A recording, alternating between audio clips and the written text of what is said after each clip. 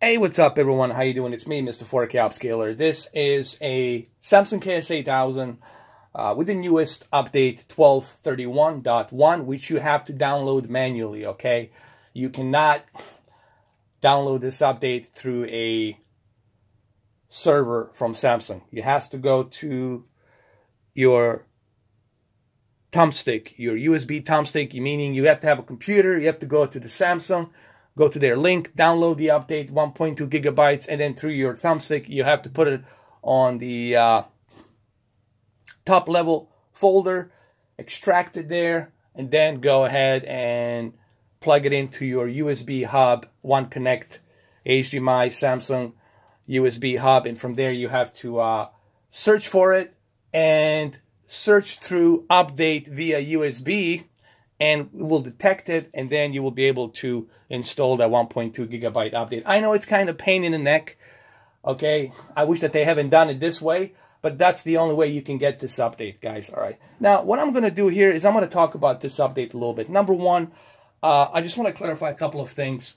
so that people don't get confused and they don't get misinformed. Number one, Samsung didn't say anything officially that they worked on fixing the edge-lit control light bleed. They didn't say that they fixed anything there to control the light bleed of the edge-lit. They didn't say anything about that. However, they did say that they fixed the user interface performance. So the user interface performance is much faster, runs much smoother, and that's kind of cool, as you can see right here. Also, they fixed the web browser, so when you go to the web browser, you can quickly browse and you don't have to have that lag like you had before. So that's pretty cool. But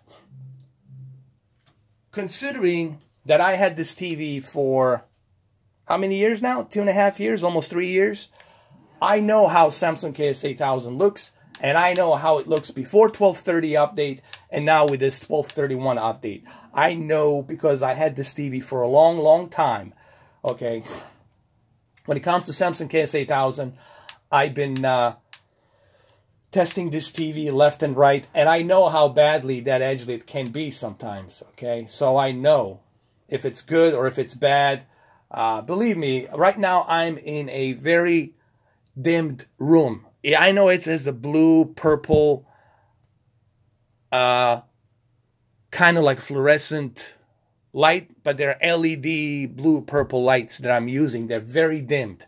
Those blue, purple LED lights are very dimmed. They're in this office, and I purposely dimmed them down so that way I can see in this dimmed down dark room office if there's any edge-lit bleed. Believe me, even here when it's dark, I would be able to see it. Any kind of dark environment, I was able to see that edge-lit bleed. You're not going to see it here. You're going to see it here. But you can't see it right through this camera. You have to see it with your own naked eye. Usually what happens is when something is happening here, when there's like an object moving, usually you see that bleed from left here, center, and then right. Usually in 3 spots. Here, but mainly here in the middle, and then here you would see that edge-lit. It would be like a frequency on the ham radio or something that goes up and down, up and down. And then here it goes up and down, up and down, up and down. It's bending that light. Same thing here would go up and down, up and down, up and down, like a measurement that's going up and down. But I don't see that anymore. I mean, I can still see that the deep dark levels are not as deep as they can be. They're never going to be as deep as they can be because it's edge-lit. It's still an edge-lit panel. There's nothing you can do about that. It's not full array of local dimming. I would like to explain something to people so that you don't get confused with this confusing community that's out there to begin with. This is an edge-lit panel. It's always going to be an edge-lit panel unless you change it and put into full array of local dimming, okay? So, having said that, Q8FN, yes, it's a better choice than this. Q9FN, yes, it's a better choice than this for a variety of different reasons. But this is still pretty good if you have edge-lit. What I'm trying to say is this. If you have edge-lit, this is still a good TV considering what they're doing with this update, okay? this is probably as close to Q6F and Q7F, because Q6F and Q7F pretty much are using the same thing. They're using the edgelit, but it's just much better controlled. That bleeding light, it's much better controlled, and I think that's what they're doing here too as well. Believe me, I know how badly the edgelit was on this Samsung Ks-8000 when I had it, when I was testing it last year and year before in 2016. I just know how bad it was. Especially when you're watching movies that are in dark scenes, I know how bad it was. Now, granted, there's still light here. You're still going to see that edgelit light. It's not going to be like full array local dimming where the deep dark levels are so deep and dark. It's not going to happen here. This is still an edgelit TV, but it's controlled in much better manners. All right, let's jump into another game. Let's jump into Assassin's Creed Odyssey. There we go, Assassin's Creed Odyssey. Xbox One X Enhanced. By the way, this game has an awesome HDR control, meaning it has 2 sliders, and this is as equal, I would say, as to Forza Horizon 4. Assassin's Creed Odyssey looks amazing with HDR. Obviously, you guys can't see that HDR here, but it's pretty darn good, and it's as equal to a Forza Horizon 4, I would say. Now, what I did notice is, even when I was playing this game, yes, guys, it's really important that you know that this is still edgelit. Okay, I don't want people getting confused thinking that this updated somehow is going to make some magic and have that edgelit disappear. Edgelit, it's something that's already built in. It's the heart, the way the panel is built. The only way you can change that is if you change the panel.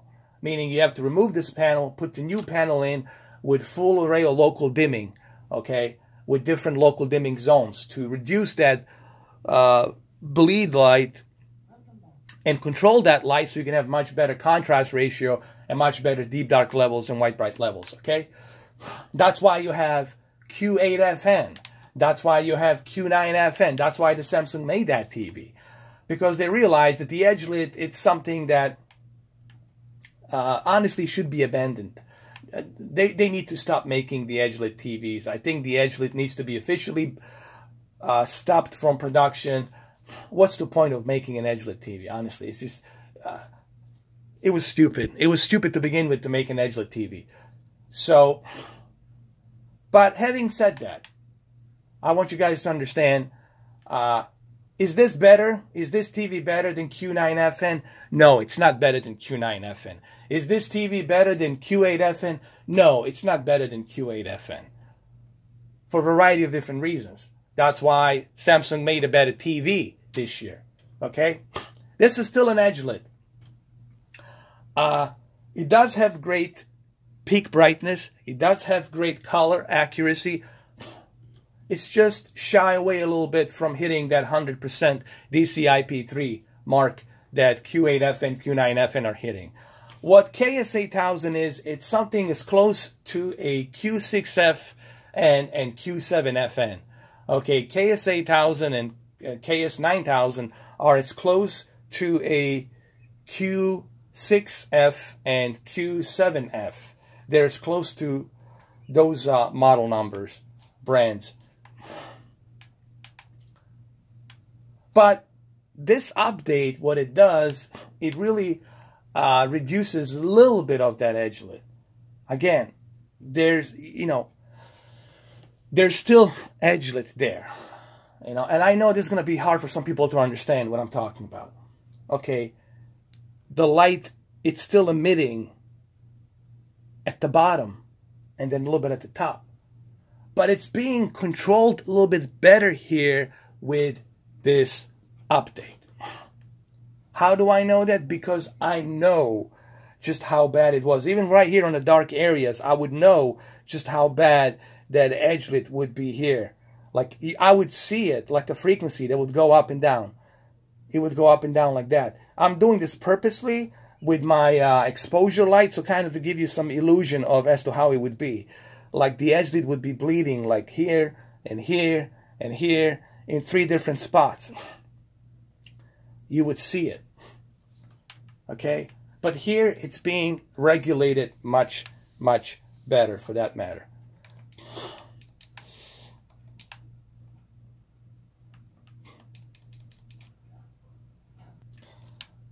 All right, so let's jump into Red Dead Redemption 2. I know everybody like, what about Red Dead Redemption 2? All right, well, first keep in mind, Red Dead Redemption 2 is not the best implementation of HDR, so it's not the greatest example of HDR, but we're going to go ahead and I'm going to let you know my thoughts and opinions on Red Dead Redemption 2. Remember, this is just me giving you my honest thoughts and opinions because I'm independent. I'm not paid by anybody to say one thing or the other. I'm just simply here letting you know what I'm seeing. Why? Because I had this TV for 3 years. I know this TV inside out, and I know how bad it was in the beginning with that edge-lit bleed. The control of that edge-lit in the past was way worse than it is right now. With this 1230 update and 1231.1 update, I think they definitely managed to control that edge-lit bleed a little bit better. But let's jump into Red Dead Redemption 2. Here we go, Red Dead Redemption 2. Like even here on the user interface of Red Dead Redemption 2, menu user interface of Red Dead Redemption 2, you can see that right here, you don't see that edge-lit bleed. Believe me, when I have like dark bars at the bottom here, and when I'm here in a very dimmed room that's very dark with this dimmed blue purple lights, I would know how bad this edge-lit would be. Okay? I know how bad it was. I've done tests in the past, and I'm telling you, it is better controlled here now. It's still there. You're still going to have those deep, those black levels being a little bit brighter. They're never going to be... Don't expect the deep dark levels to be deep dark levels on edge-lit ever. It's never going to happen due to the edge-lit. It's impossible to have super great deep dark levels on the edge-lit. You're not going to get that. But what we're getting here is much better control of the edge-lit here. If you want good deep dark levels, then you got to go with the Q9FN with over 400, 300 local dimming zones. You're going to get the best possible deep dark levels for an LCD LED TV. QLED ain't going to do that for you. But this is a great control. What I'm trying to say, this is a really good control here. And I know this because I had this TV. I have over 3,340 videos. Over 3,000 plus 300 something 40 videos. And counting. So I know how many videos I've done on this TV. I know how this TV looks. I know people say, why are you repeating this constantly? Because I want you guys to understand that it's not my first rodeo with this TV. So before you start hitting a dislike, before you start like bitching and moaning, understand this. This is coming from a guy who had this TV since 2016.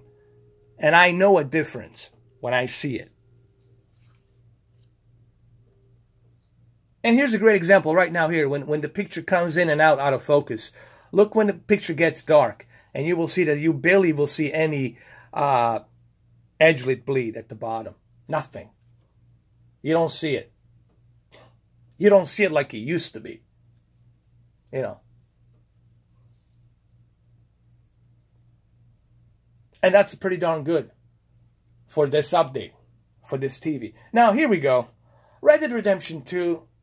Again, this is not the greatest HDR implementation. We can all agree on that. It does have HDR, but it's not the greatest HDR, obviously. And here, how else I know that they regulated that edge-lit bleed a little bit, because you can see it tiny little bit here, but it's not like it used to be. Like it used to go up and down, up and down, up and down, up and down. It's not like that anymore. They definitely were able to somehow dim down and control that bleed of light here. Okay? And I know this because, like I said, I had this TV for quite a long time now.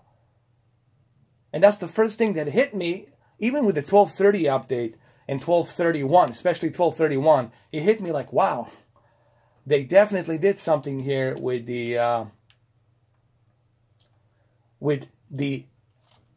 control of the edge-lit light. They definitely did something here. And I see it. I see it. Believe me, right now, if I was to show you, if I could go back to my previous update, if I could go back, if you guys look at some of my videos that I did for a Logan, I was doing a test on Logan. Logan TV, I was doing Ks-8000 versus the OLED, and I was showing people just how badly the edge-lit is on Samsung Ks-8000, just how badly that edge-lit was just bleeding up and down here on the bottom.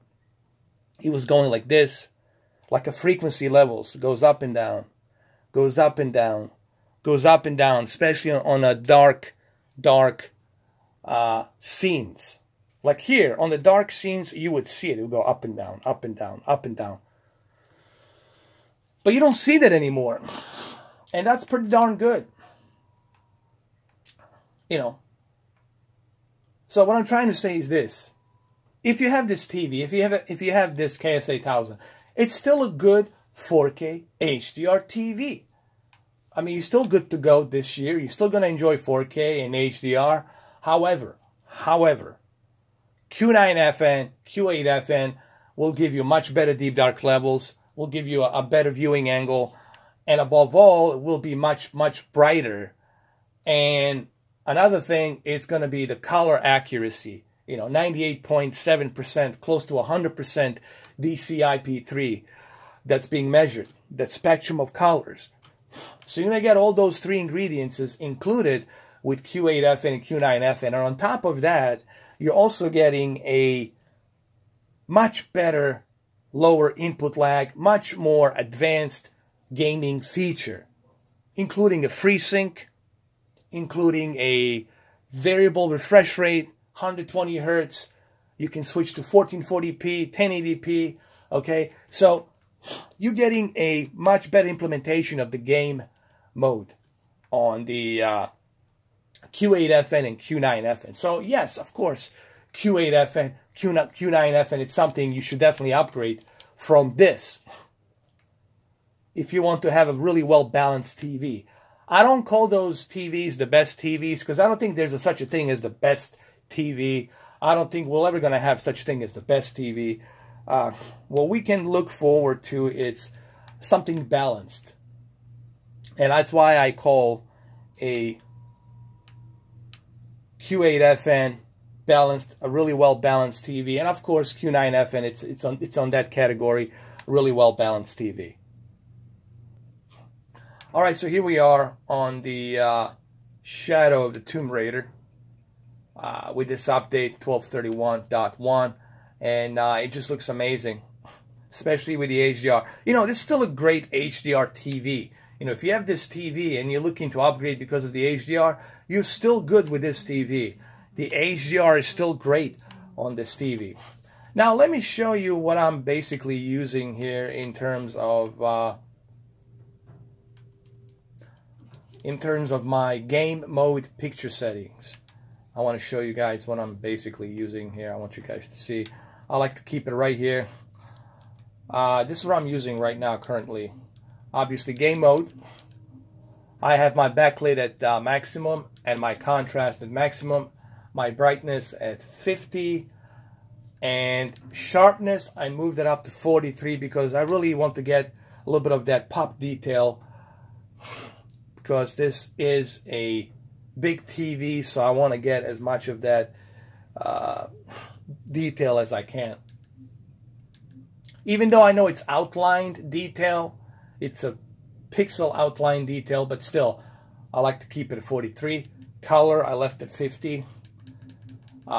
Smart LEDs, I left at a high to get that much better dynamic contrast, peak brightness. Dynamic contrast, I left it at high. Color tone, I left it at standard because I don't like the yellow and blue. I like to keep it in between. And this is the kicker. I left the gamma at -1. That's why I left the brightness at 50 and then moved the gamma at -1. 1.